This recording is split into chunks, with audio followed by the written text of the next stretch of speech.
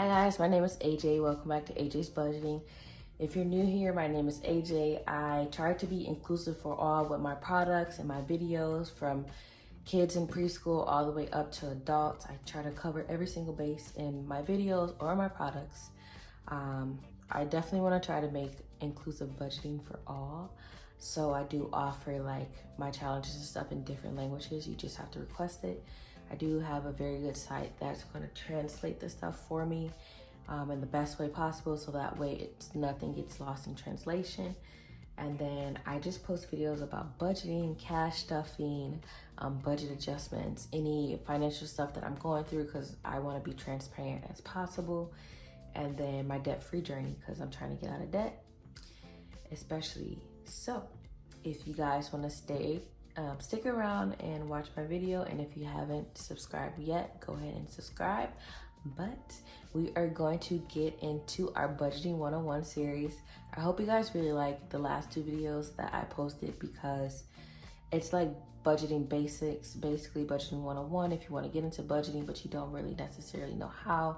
I'm going to be posting a different topic every single week, and just write it down so that you guys can see it. And I'm also going to be posting what I talked about in my YouTube video on my YouTube community post, and also on Instagram. So if you don't follow me there, it's also AJ Budgeting as my YouTube. So let's get started. Me and my handy dandy piece of paper and my Shopee. So what we're going to talk about is common budget mistakes.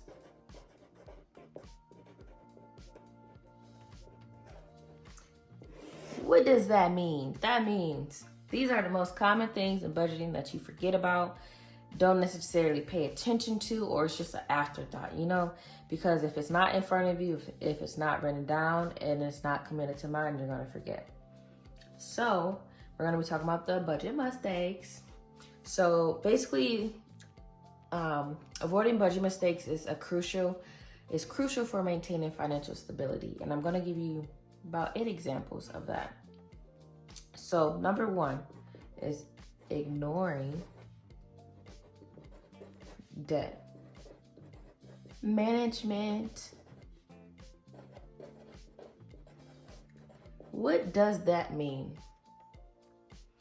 That means if you have a collection, if you have credit card debt or medical debt or any type of debt that requires you to pay, and you just be ignoring it like it don't exist, that's one of the things that you're going to forget about, because it goes past the minimum payment. Well, it goes further than the minimum payment.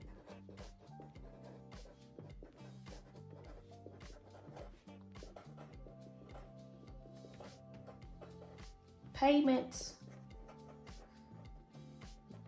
Yeah, that's a little wonky right there, but that's okay. Number 2 is you overlook the small expenses.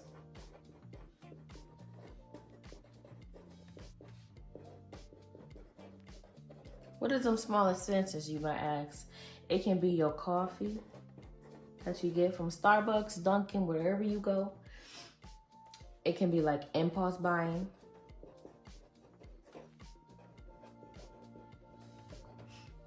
And it can also be like gas, because a lot of people don't track gas, and you're going to get caught up if you're not tracking gas. I learned that the hard way.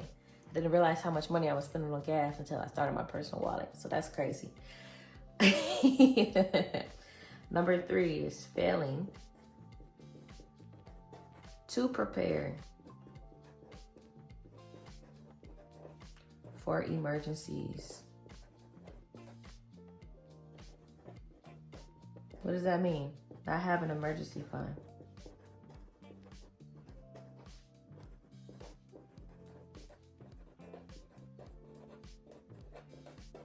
Not having an emergency fund. I do recommend getting an emergency fund first. I did have one, but I had a lot of stuff come up, so I had to empty that out, but I'm going to rebuild it. The goal amount for emergency fund is at least $1,000, and then you can build it up to your 3 to 6 months worth of expenses. I do recommend that, especially for women that are having kids or are pregnant, especially if your job does not allow you to get, FMLA, but you're only getting paid like 60%. So that's definitely a good thing to have for expecting mothers. Number 4 is setting unrealistic goals.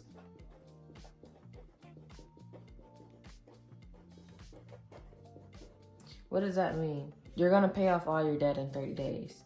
Or like, you're gonna pay off all your debt in a year and you make X amount, but it's not enough to cover your debt, and still be able to afford to live. Like, it's frustrating when you set a goal that's so high and then you don't just achieve it. You just felt like you just get slapped in the face because 1, you're not giving yourself grace, and 2, you're not adjusting and, okay, maybe this is not attainable. Maybe I need to try to figure out how this is gonna work. But the best thing is to come up with a plan.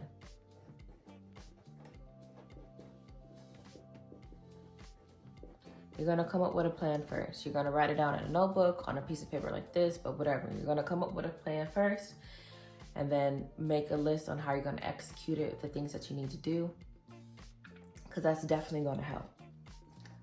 Number 5, let me make sure you guys can see me. Nope, so let's move these back some, because I want you guys to see what I'm writing. That way you can come back to it and know pretty much. And I'm gonna sound really loud because I'm really close to the thing, but yeah. So number 5, neglecting to review and adjust your budget.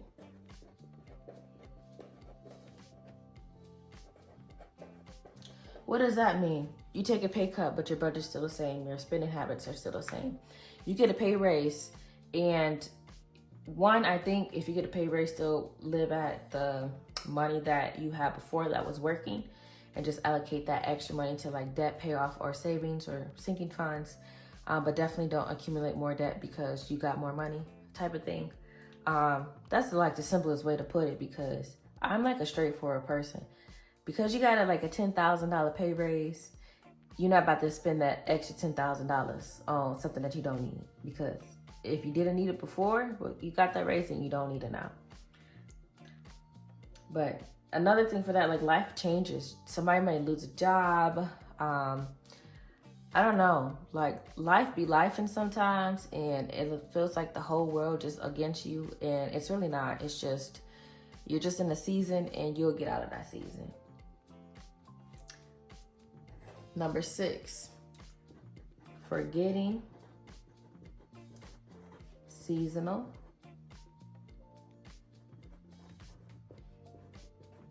and irregular expenses.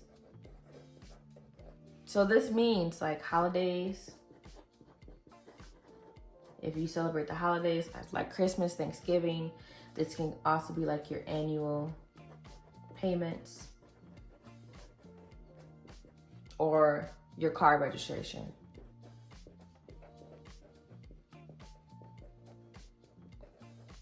I put that all types wrong, that's fine. And car registration, because you won't know how much your registration is unless you plan for it.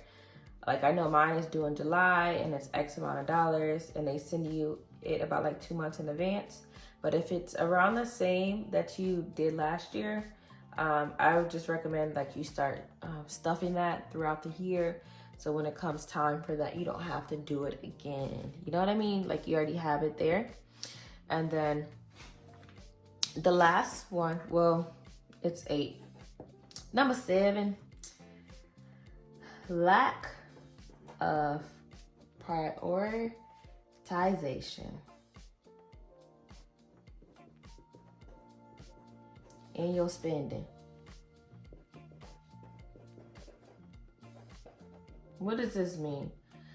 Lack of prioritization and spending. If you're right here in this video and you're still watching, I definitely do thank you.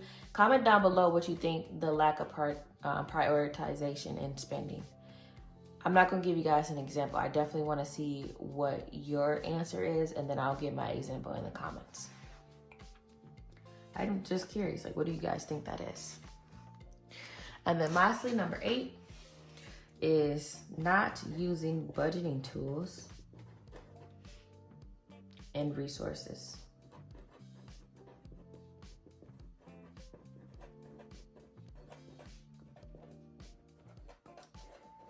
What does this mean? You don't have an app, because they have budget apps like EveryDollar. They have more. I used to use Mint, but the Mint is not going to be no more. So you can use an app like EveryDollar. You can use a notebook. You can use a digital.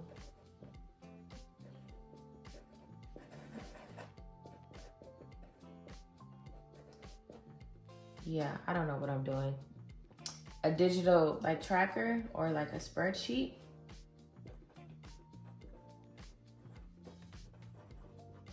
So not using a budgeting tools and resources, like you're not using any budgeting apps, you're not using a notebook. Like I love the notebook method. You're not using a digital tracker or like a spreadsheet. For me, I use a digital tracker. I use a digital planner that I got off of Etsy that I really love. It came with like 4 different colors. You can put your own numbers on there and whatever. So if you do get a digital one and you use it on your iPad, make sure to download GoodNotes, because it's going to help you edit everything and add your own personalized touch to it. But this is basically it for the common budget mistakes. We're just going to do a recap. So number 1, ignoring debt management. It goes further than the minimum payments. This is paying extra on the cards, especially if you have that extra money. Number 2, overlooking the small expenses. For me, mine was gas, but it also can be like your daily coffee from Starbucks, Dunkin', or wherever you get coffee from, and impulse buying, especially when you're not in a good mood. So you don't want to get shopper's remorse. I think that's what it's called. Number 3, failing to prepare for emergencies, because life gonna catch you when you're not prepared, and that's gonna help you basically get into more debt. And that can be like a car, a vet visit, a house issue, and everything like that. So just don't get caught slipping, okay? Number 4, setting unrealistic goals. Say for instance, like I have about 68,000, I'm like 70 grand, and well, it's not 70 grand now, but you know what I'm saying, in debt across from like my car, credit cards, and student loans. And if I said I want to, pay all of that off in 1 year, that's going to be setting a realistic goal, because I'm not about to work every single day. Like, that's unrealistic, and it's also unhealthy. The next one is, I'm trying to make sure you guys can still see this. The next one is neglecting to review and adjust your budget. I'm all for budget adjusting. You can do it weekly, you can do it bi-weekly, you can do it monthly, quarterly, and you can do all of that and some.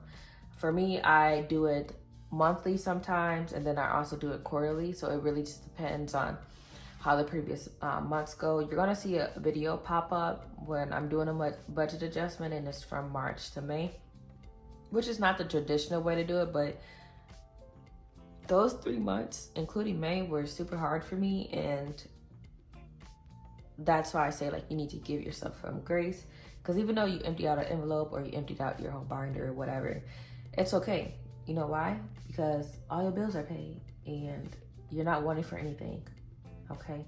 You got a roof over your head, you drinking water, you eating food, everything. Nothing's getting cut off.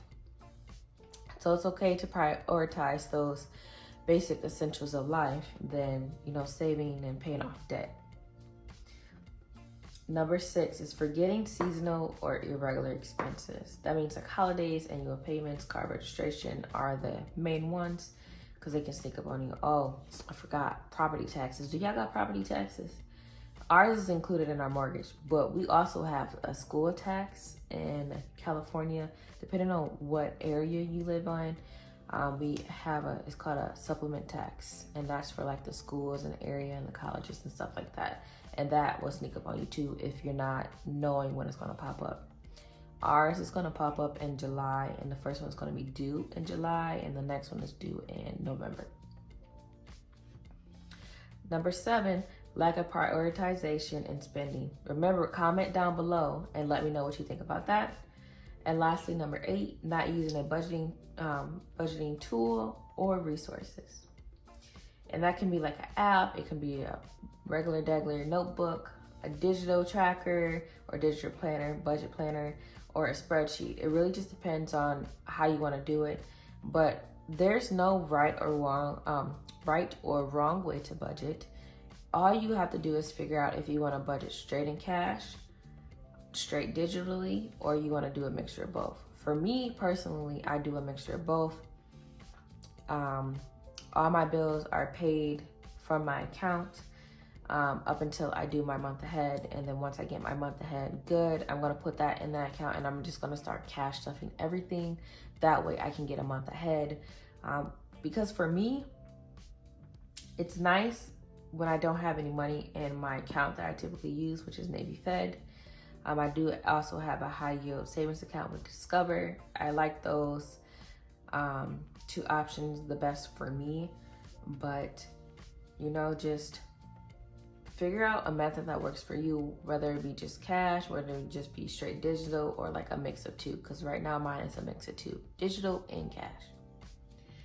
But I just want you guys to remember that budgeting is a continuous process. You have to stay flexible and learn from your mistakes and adjust your approach as needed and as often as you need to. Because in order to achieve your financial goals, you gotta have a plan in place and an action to do it, stick with it, and keep going.